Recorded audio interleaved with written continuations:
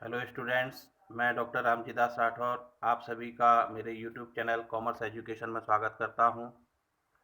हम BCom second year का निगमी लेखांकन कॉर्पोरेट अकाउंटिंग पढ़ रहे हैं और कॉर्पोरेट अकाउंटिंग के अंतर्गत हम कंपनियों के अंतिम खाते अभी सीख रहे हैं और कंपनियों के अंतिम खाते फाइनल अकाउंट्स ऑफ कंपनीज में हम इसके पहले की वीडियो में कंपनी की बैलेंस शीट किस तरीके से बनाई जाती है उसकी चर्चा हम कर चुके हैं।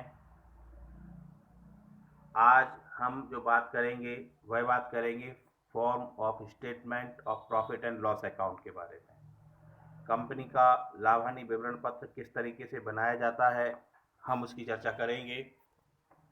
स्टूडेंट्स, जैसा कि आप सभी जानते हैं, हमारे लिए अब भारतीय कंपनी अधिनियम 2013 लागू है और उसके अंतर्गत कई बाध्यताएं कंपनियों के लिए ऊपर लागू होती हैं और उन्हीं बाध्यताओं में कंपनियों के अंतिम खाते संबंधी प्रारूप हैं।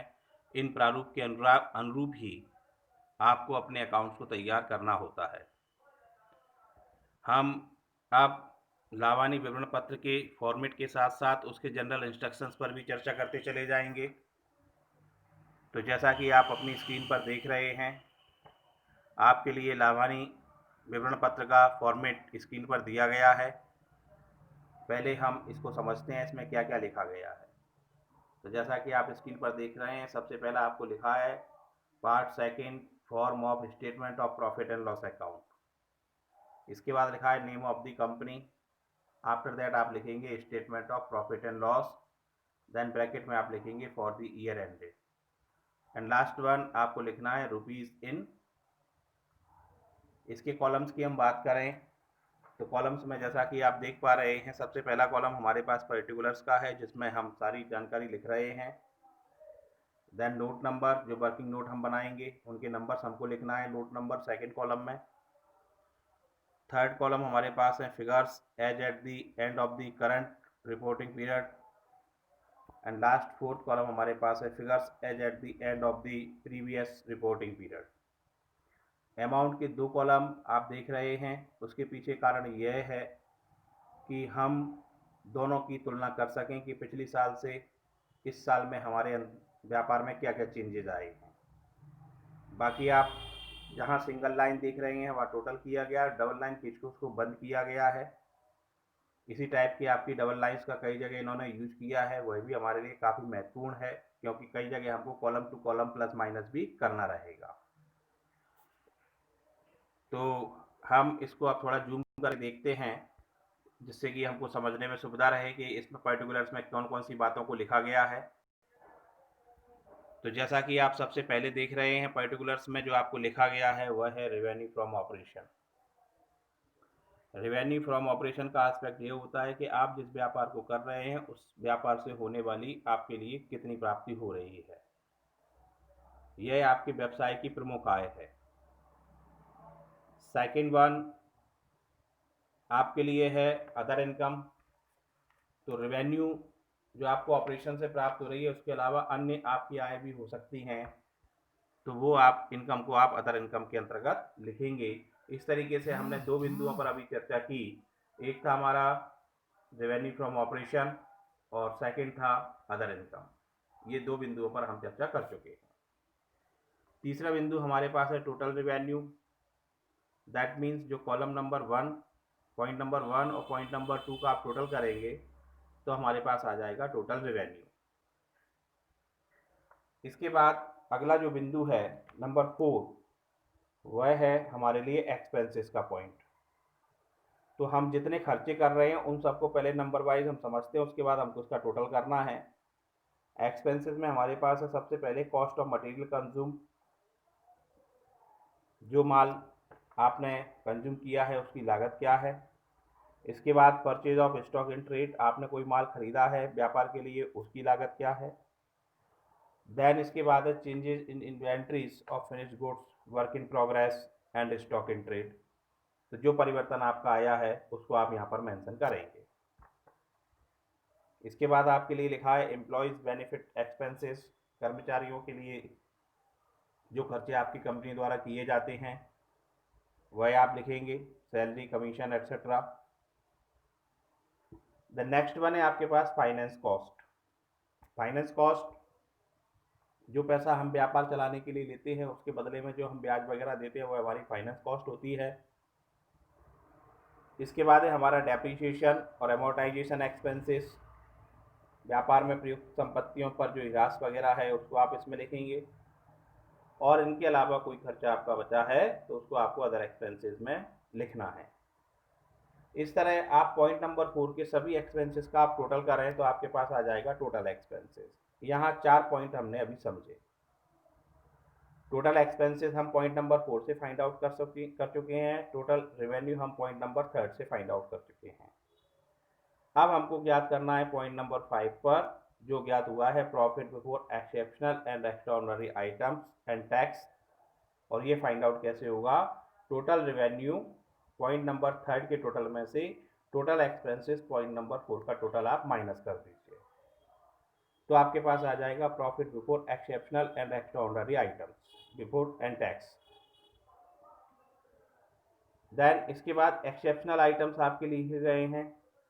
एक्सेप्शनल अब बात स्वरूप आय मतलब आपके जो नॉन ट्रेडिंग इनकम एक तरह से जो भी आइटम्स आपके पास इंक्लूड कर लिए गए हैं उनको आप लिखें। जो एक्सेप्शनल आइटम आप लिख चुके थे पहले ऊपर अदर इनकम के माध्यम से शामिल थे उनको आप यहाँ पर मैनेज कर रहे हैं एक्सेप्शनल आइटम्स को, तो आपके पास आ गया profit before extra ordinary items and tax. इस तरीके से पॉइंट नंबर 5 के टोटल में से पॉइंट नंबर 6 का आप अमाउंट घटा दीजिए, और इसके बाद आप लिखेंगे एक्स्ट्रा ऑर्डिनरी आइटम्स को नंबर 8 पॉइंट पर। तो एक्स्ट्रा ऑर्डिनरी आइटम्स को लिखने के बाद अगला 9 नंबर पॉइंट आप निकालेंगे प्रॉफिट बिफोर टैक्स।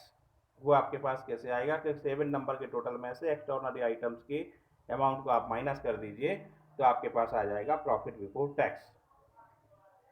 अभी तक हमने इन बिंदुओं पर चर्चा की। आगे के बिंदुओं को भी हम और सीखते हैं। तो जैसा कि आप देख पा रहे हैं कि हमने अभी प्रॉफिट बिफोर टैक्स तक फाइंड आउट कर लिया था। प्रॉफिट बिफोर टैक्स हम निकाल चुके हैं। अब हमको लिखना है टैक्स की अमाउंट। तो टैक्स हमारे पास दो पैटर्न में हो सकता है, करंट ईयर का टैक्स हमारे पास हो सकता है और डिफर्ड टैक्स हमारे पास हो सकता है। दोनों टैक्स एक्सपेंसेस को आप लिखिए। जो प्रॉफिट बिफोर टैक्स में से टैक्स की अमाउंट आप घटाएंगे जो कि पॉइंट नंबर 11 पर आप देख पा रहे हैं, तो profit and loss for the period from continuing operation आपके पास आ जाएगा कि चालू व्यापार से आपको लाभ कितना हुआ है, टैक्स एक्स्ट्राऑर्डिनरी एक्सेप्शनल इनकम वगैरह सब हटाने के बाद।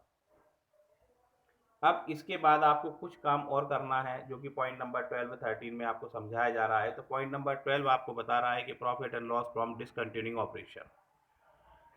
ये वो आय हैं या व्यय हैं जो आप व्यापार बंद कर चुके हैं या कंटिन्यूइंग ऑपरेशन के साथ आप वो नहीं हैं, तो उसको आप यहाँ पर लिखेंगे और उससे संबंधित जो भी आपके टैक्स एक्सपेंसेस हैं उनको भी आप यहाँ पर माइनस करेंगे। तो आपके पास पॉइंट नंबर 14 में जो फाइंड आउट होगा वो आ जाएगा प्रॉफिट और loss from discontinuing operation after tax आपके पास फाइंड आउट हो चुका है। अभी हमारे पास प्रॉफिट आया था बिजनेस से प्राप्त और अदर भी प्रॉफिट हम निकाल चुके हैं।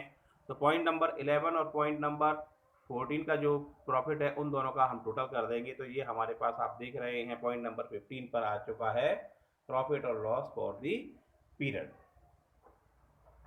देन लास्ट वन हमको निकालना है अर्निंग पर इक्विटी शेयर। तो जो प्रॉफिट हम अभी निकाल करके ऊपर आए हैं उसमें आप अपने नंबर ऑफ इक्विटी शेयर का भाग दे दीजिए तो आपके पास अर्निंग पर शेयर का अमाउंट ज्ञात हो जाएगा। इस तरीके से हमने अभी profit and loss account statement का जो कंपनी अधिनियम 2013 के अनुसार जो फॉर्मेट दिया हुआ है उस फॉर्मेट को हमने यहाँ समझा है। स्टूडेंट्स, ये फॉर्मेट हमारे लिए काफ़ी महत्वपूर्ण है। इस चैप्टर से हमारे एग्जाम्स में सवाल कम आते हैं। प्रोफार्मा की जानकारी मोस्टली कई बार पूछी गई है। इस फॉर्मेट को आप निश्चित तौर पर बनाएं, थोड़ा इसकी प्रैक्टिस करें और इसको याद रखें जिससे कि एग्ज़ाम टाइम में आपको ये काफ़ी मददगार रहेगा। इसके बाद हम बात करें कुछ सामान्य अनुदेशों की। तो काफ़ी सारे अनुदेश तो हम समझ चुके हैं, तो भी कुछ बातें जो महत्वपूर्ण और हो सकती हैं तो उन पर हम और चर्चा किए रहते हैं। सामान्य अनुदेशों में हम बात करें तो रेवेन्यू फ्रॉम ऑपरेशन को हम एक बार समझना चाहेंगे। तो रेवेन्यू फ्रॉम ऑपरेशन में जो हमारी कंपनियां हैं, वित्त के अलावा, तो उनकी उत्पादों से बिक्री हो सकती है, सेवाओं की बिक्री हो सकती है, अन्य आपके राजस्व से प्राप्ति आपके पास हो सकती है कोई भी। तो उन प्राप्तियों का आप टोटल कर लें और एक्साइज ड्यूटी को घटा करके आप लिखें। और वित्तीय कंपनी यदि आपके पास है तो वहाँ आपकी इनकम का सोर्स ब्याज या अन्य वित्तीय सेवाओं को शामिल किया जा सकता है। अदर इनकम पर हम चर्चा करें, हालांकि बात कर चुके हैं, तो भी उसमें शामिल होता है ब्याज, लाभांश, विनियोगों की बिक्री पर शुद्ध लाभ या हानि और अन्य घर परिचालन आय। और जो वित्त संबंधी लागतें हमने बीच में चर्चा की थी फाइनेंस कॉस्ट के बारे में, तो ब्याज संबंधी व्यय, इंटरेस्ट एक्सपेंसेस हैं, अन्य उधार संबंधी जो भी लागतें हैं, या विदेशी मुद्रा में आपके ट्रांजैक्शन और उनके परिवर्तन में जो चेंज आता है कन्वर्सन रेट में, तो उसके कारण जो लाभ हानि होती है उसको हम यहाँ पर शामिल करेंगे। इसके अलावा आप कुछ एडिशनल नोट्स भी आप दे सकते हैं कि कर्मचारियों की सुविधा पर आपने क्या व्यय किए हुए हैं, उनका भविष्य निधि अंशदान, स्टॉक विकल्प, ऑप्शन स्कीम एक्सेट्रा, राशि की जानकारी आप दे सकते हैं। आय व्यय की कोई ऐसी मद जो परिचालन के आगम का 1% या 1 लाख दोनों में जो अधिक हो, उससे अधिक है, तो उसके बारे में भी आप नोट दे सकते हैं। ब्याज की आय व्यय, लाभांश आय, विनियोगों की बिक्री पर शुद्ध लाभ हानि, इन सभी चीज़ों की जानकारी यदि आपको लगती है कि इसको हमको नोट्स के रूप में और देना आवश्यक है, तो आप उनको अलग से नोट्स के रूप में भी दे सकते हैं। तो ये सारी बातें अभी जो मैंने आपको बताई, ये हमारे statement of profit and loss account से संबंधित थी। आप सभी ने इस वीडियो को ध्यान से देखा, समझा, इसके लिए आप सभी का बहुत बहुत धन्यवाद। और इसी तरह के वीडियो को देखने के लिए आप लगातार जुड़े रहिए और वीडियो को देखते रहिए, समझते रहिए। आप सभी का again thank you and have a nice day.